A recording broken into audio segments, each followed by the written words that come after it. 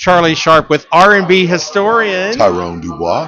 How are you doing this morning, Super Tyrone? excellent, Charlie. Always great to see you. Yeah, good to see you once again. So we are out bright and early, Martin Luther King Day breakfast. Tell me, what does this mean for you? It means a lot, and the reason it means so much is because it reminds us that we've gotten away from so much of what was so important to us in just in a matter of a few decades. It seems like Yes. we've become more separated than reminding ourselves of the importance of coming together.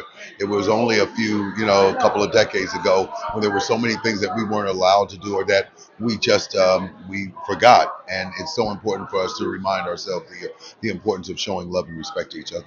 Well, it all started, 1955, Montgomery, Alabama. Here we are, 2025, and we're still trying to push through and make it all together, right? Well, as long as we continue to try, I think that's the most important thing.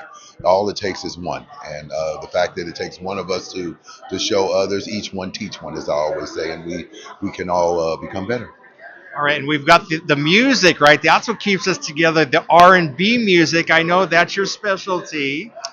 So the other day when we met, I was editing the video, and I'm thinking, I'm going to ask him what is the best R&B artist in your opinion? Because everybody has their own opinion in the world. Who do you Part, think it is? Who is part of that it for me person? is all based upon decades. I Yeah. mean, in the decade of the '60s, it was James Brown. Although the second in the '50s, the second biggest artist on the R&B chart was none other than Elvis Presley. Was Elvis? And Yes, so, yes, yes. so in each decade, it just all became different for R&B music, and every decade was important. So, I'm always partial whenever someone asks me that, Yeah, and if they see me on television, they'll go, "How come you didn't mention me?" So yeah. I'm just simply going to say.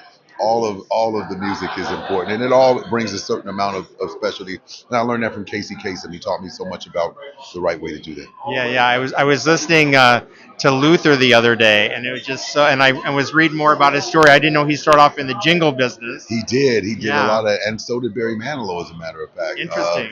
I had learned a lot, and I'm doing a special on Barry Manilow. People don't think that I realize that, but some of the most important music in the '70s, although it was disco, there was only three people that were breaking through: Elton John, Yeah. and the Eagles, and Barry Manilow, who was consistently in the top 10 in the decade of the '70s. All right. If you guys love more of this R&B talk, as I know I do, we can catch you. You're on SiriusXM now on the big channel, as we Yes, say, right? I'm on the Groove. I'm doing a R&B Uncovered series, and it's really good. It gives me an opportunity to not only do trivia, but to talk about some of the important artists of the past and some in the future.